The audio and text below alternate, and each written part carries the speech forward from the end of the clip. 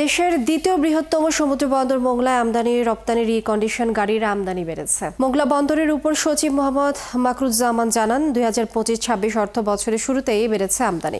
চলতি অর্থ বছরের প্রথম 39 দিনে বন্দরে 83টি জাহাজ নোঙর করেছে জুলাই এবং চলতি আগস্ট মাসে। মোংলা বন্দর দিয়ে মোট 1004 ইউনিট গাড়ি আমদানি করা হয়েছে। কন্টেনার লোডিং আনলোডিং হয়েছে 4801টি। এইসব কন্টেনারে আমদানি রপ্তানি হয়েছে 7,92,000 মেট্রিক টন পণ্য। দর্শক, মোংলায় আমদানি রপ্তানি সবশেষ খবরাখবর আমরা জানবো। এই মুহূর্তে আমাদের সাথে যুক্ত হচ্ছেন সহকর্মী এনামুল হক। এনামুল হক, বন্দরে এখন কতগুলো জাহাজ নোঙর করা আছে? মূলত এই বন্দরে কি কি পণ্য আমদানি হয়েছে এবং বন্দরের কার্যক্রম বাড়াতে কর্তৃপক্ষ কি কি উদ্যোগ নিচ্ছে জানাবেন।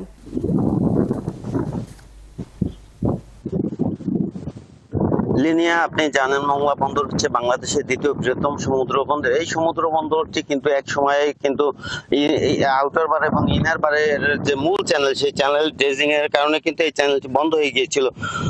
বন্দরের কার্যক্রম প্রায় বন্ধ হয়ে গিয়েছিল। পরবর্তীতে কিন্তু আউটার বার ড্রেজিং এবং বর্তমানে ইনার বার ড্রেজিং চলছে। এর কারণে কিন্তু বন্দরের সক্ষমতা আবার ফিরে পেয়েছে এবং ব্যবসায়ীদের বিভিন্ন ধরনের সুযোগ সুবিধা দেওয়ার ফলে কিন্তু এই বন্দর থেকে এখন কন্টেইনারবাহী জাহাজ এবং গাড়ির জাহাজের সংখ্যা কিন্তু দিনে দিনে বৃদ্ধি পাচ্ছে এবং আমদানি রপ্তানিও স্বাভাবিকের চেয়ে কিন্তু বেশি হচ্ছে। কারণ বন্দরের যে সব ধরনের সুযোগ সুবিধা ব্যবসায়ীদের দেওয়া হচ্ছে, তাতে ব্যবসায়ীরা কিন্তু ধীরে ধীরে এই মোংলা বন্দরের প্রতি আগ্রহ হচ্ছে। বিশেষ করে জেটি এবং কন্টেইনার ইয়ার্ডও তৈরি হচ্ছে। চীনের সাথে একটি চুক্তি হয়েছে, সেই চুক্তির আওতায় কিন্তু মোংলা বন্দরের আরো একটি জেটি এবং কন্টেইনার ইয়ার্ড তৈরি করা হবে। সেক্ষেত্রে কিন্তু ব্যবসায়ীরা আরো বেশি সুবিধা এই মোংলা বন্দর থেকে পাবেন। এছাড়া মোংলা বন্দরের যে সমস্ত বন্দর জেটিতে যে সমস্ত ইকুইপমেন্টের দরকার, তা কিন্তু সমস্ত পরিপূর্ণই করছে বন্দর কর্তৃপক্ষ।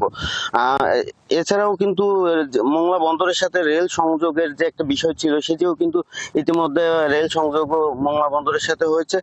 এছাড়া মোংলা বন্দরকে ঘিরে কিন্তু বিভিন্ন শিল্প কারখানা, ইপিজেড, ইকোনমিক জোন সহ বিভিন্ন মেগা প্রজেক্টের কাজ কিন্তু এখান থেকে, যে দেশের মেগা প্রজেক্ট ছিল, সেই মেগা প্রজেক্টের মালামাল কিন্তু মোংলা বন্দর দিয়ে আনা হয়েছে, আপনি জানেন।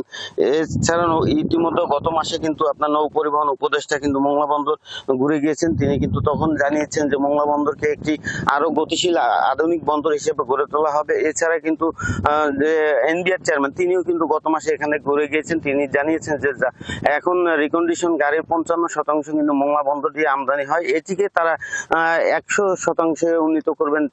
সেটি নিয়ে কিন্তু এনবিআর চেয়ারম্যান জানিয়েছেন যে তারা ব্যবসায়ীদের সাথে বিভিন্ন ধরনের বৈঠক করছে। আর বন্দর কর্তৃপক্ষ আমাকে যেটি জানিয়েছে যে বন্দরের সক্ষমতা এখন পরিপূর্ণ অবস্থায় রয়েছে। সেই ক্ষেত্রে ব্যবসায়ীদের কিন্তু তারা বিভিন্নভাবে আকৃষ্ট করার জন্য ব্যবসায়ীদের সাথে বিভিন্ন ধরনের মত বিনিময় সভা করছে।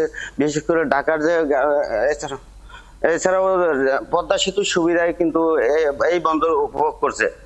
লিনিয়া। এনামুল হক, অনেক ধন্যবাদ আপনাকে। দর্শক, মোংলায় আমদানি রপ্তানির সবশেষ খবরাখবর আমরা জানছিলাম সহকর্মী এনামুল হকের কাছ থেকে।